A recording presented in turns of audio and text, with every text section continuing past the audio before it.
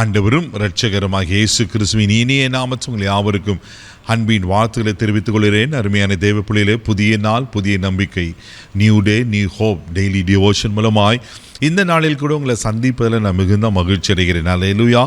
இன்றைக்கு கூட கர்த்தர் நமக்கு கொடுக்கிற வார்த்தை என்ன? நீதிமொழியின் புஸ்தகம் 15ஆம் அதிகாரம் 13வது வசனம் கூட வாசிக்க கேட்போம்.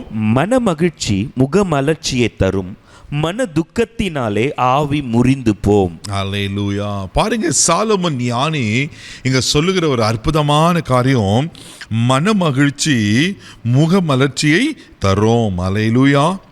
மனோ துக்கத்தினாலே ஆவி முறிந்து போகுமா? தேவ பிள்ளைய, அப்போ நீங்களும் நானும் எப்படி இருக்கணும்னா மகிழ்ச்சியோடு இருக்கணும். அல்லேலூயா.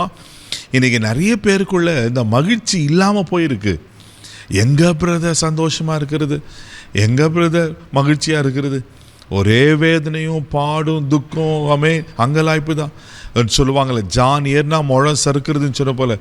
அப்படி கொஞ்சம் நல்லா வந்தனாக்கா அவ்வளோதான், ஒரு பெரிய அடி, ஒரு பெரிய பாதாளம்.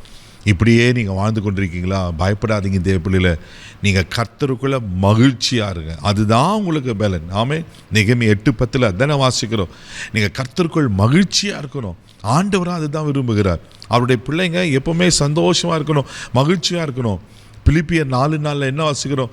கர்த்தருக்குள்ளே எப்போதும் சந்தோஷமாக இருங்க, சந்தோஷமாக இருங்க. மறுபடியும் உங்களுக்கு சொல்கிறேன் தேவப்பிள்ளையில், இந்த சந்தோஷமாக இராதபடிக்கு தான் பிசாசம் என்ன பண்ணனாக்கா எப்படியாவது நம்மளை அந்த சந்தோஷத்தை திருடணும்னு நினைக்கிறான், சந்தோஷத்தை எடுத்துன்னு நினைக்கிறான். நீங்கள் சந்தோஷமாக இருங்க. இங்கே அழகாக சொல்லப்பட்டிருக்கு, மன மகிழ்ச்சி முகமலர்ச்சியை தருமா. சிலர் சொல்லுவாங்களா, அகத்தின் அழகு முகத்தில் தெரியும்னு. உள்ள உங்கள் ஆவி, உங்கள் ஆத்மா சந்தோஷமாக இருக்குமானா நிச்சயமாக நீங்கள் மலர்ச்சியோடு மகிழ்ச்சியோடு காணப்படுவீங்க. அதுக்கு அடுத்து சொல்லப்பட்டிருக்கு, ஆமென், மனோதுக்கத்தினாலே ஆவி முறிந்து போகும். உங்கள் மனசு துக்கமாக இருந்துச்சுன்னா உங்கள் ஆவி உடஞ்சி போயிடும். தேவப்பிள்ளைகளே, அப்போது நான் மகிழ்ச்சியாக இருக்கணும். எப்படிப்பட்ட மகிழ்ச்சி? கர்த்தருக்குள்ளே நம்ம மகிழ்ச்சியாக இருக்கணும், கர்த்தர் கொடுக்குற மகிழ்ச்சியில் இருக்கணும். உலக பிரகாரம் களியாட்டுகளில் இல்லை, நீங்கள் கர்த்தருக்குள்ளே நீங்கள் மகிழ்ச்சியாக இருப்பீங்கன்னா நிச்சயமாக சொல்கிறேன், நீங்கள் பலனாக, சந்தோஷமாக, ஆரோக்கியமாக, ஆசீர்வாதமாய் கூட இருப்பீங்க. அல்லேலூயா. சங்கீதரின் புஸ்தகம் 37ஆம் சங்கீதம் 4ஆம் வசனம் கூட வாசிக்கும் போது இப்படியா சங்கீதக்காரன் சொல்கிறார், வாசிக்க கேட்போம். கர்த்தரிடத்தில் மன மகிழ்ச்சியாயிரு, அவர் உன் இருதயத்தின் வேண்டுதல்களை உனக்கு அருள் செய்வார். ஆமென். கர்த்தரிடத்தில் மன மகிழ்ச்சியாரு, உலகத்தில் இல்லை, உலகத்தின் ஆசாபாசங்களுக்கு இல்லை. தேவப்பிள்ளைகள், நீங்கள் நிறைய பேர் தப்பாக புரிஞ்சுட்டு நான் மகிழ்ச்சியாக இருக்கிறேன், ஹாப்பி தெரப்பின்னு ஏதோ ஒன்று ஸ்டார்ட் பண்ணியிருக்காங்களாம். அப்படின்னாக்கா போய் சிரித்து வியாதிகளாம் வராதுன்னு.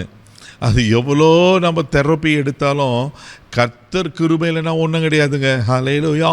தேவப்பிள்ளையில, அப்போ கர்த்தரத்தில் நான் மன மகிழ்ச்சியாக இருக்கும்போது வேண்டுதலெல்லாம் அருள் செய்வாராம். ஏன் துக்கம் வருது? நம்மளுக்கு ஜெபிக்கிற காரியத்து பதில் வரல, எவ்வளோ நாள் எதிர்பார்த்தங்க ஒரு பிரதர், அதனால் அது ஆன்சர் வரல. அதனால தான் எனக்கு நிறைய பேருக்கு அந்த வேண்டுதலுக்கு பதில் வராதனால தான் துக்கமாக இருக்கிறோம். ஆனால் நீங்கள் கர்த்தருக்குள்ள மகிழ்ச்சியாக இருந்து பாருங்கள், அவர் வேண்டுதல் அருள் செய்வார். அதே சங்கீதம் 37:11 கூட என்ன சொல்லுது, வாசிக்க கேட்போம். சாந்த குணம் உள்ளவர்கள் பூமியை சுதந்தரித்து மிகுந்த சமாதானத்தினால் மன மகிழ்ச்சியா இருப்பார்கள்.